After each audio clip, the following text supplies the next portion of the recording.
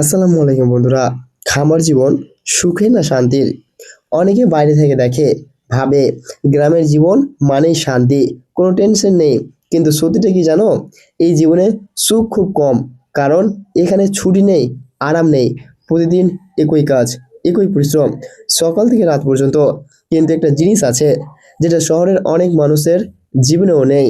সেটা হলো শান্তি, মনের শান্তি, নিজে কাজ করার শান্তি, নিজের দায়িত্ব নিজে পালন করার শান্তি। আজকের পুরো দিনটা তোমাদের সাথে শেয়ার করব। দেখো, এই খামার জীবন আসলে সুখের না শুধু শান্তির?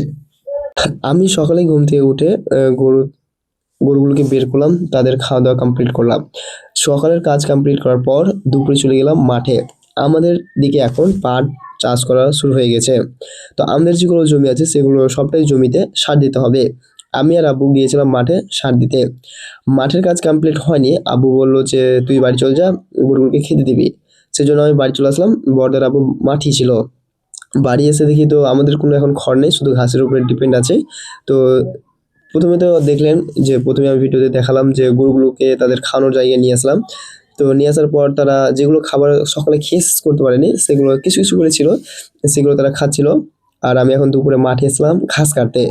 এখন এগুলো ঘাস কাটবো, বাড়ি নিয়ে যাব, দিয়ে গরুগুলোকে খেতে দিব। আর এখন আমার কাছে কোনো খড় নেই, আর বাড়িতেও কেউ নেই যে আমাকে সাহায্য করবে। সবাই সবার কাজে ব্যস্ত। ঘাস কেটে নিয়ে যাওয়ার পর এগুলো কাটলাম, কাটার ভিডিওটা তোমাদের দিতে পারিনি। তো দেখো তারা খাচ্ছে, ঠিক আছে। আর যেহেতু আমি ঘাস নিয়েছি ১ বোঝা, তো ১ বোঝা ঘাসে কিছুই হবে না, শুধু দুপুরেরটাই খেতে পারবে।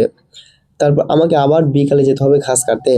বিকালে ২ বোঝা ঘাস কাটবো, কাটার পর সেগুলোকে খেতে দেবো। তো ২ বোঝা ঘাস কাটার পর বাড়ি নিয়ে আসলাম, ওটা তোমাদের দেখা হয়নি। দেখো রাত্রে খাচ্ছে। আর এইভাবেই ব্যস্ততার সাথে একজন খামারের দিনটা কাটে। আমি সেই জন্য বললাম যে খামার জীবন আসলে কি সুখে না শান্তির? তো এরকম ব্যস্ততা নিয়ে জীবন কাটছে।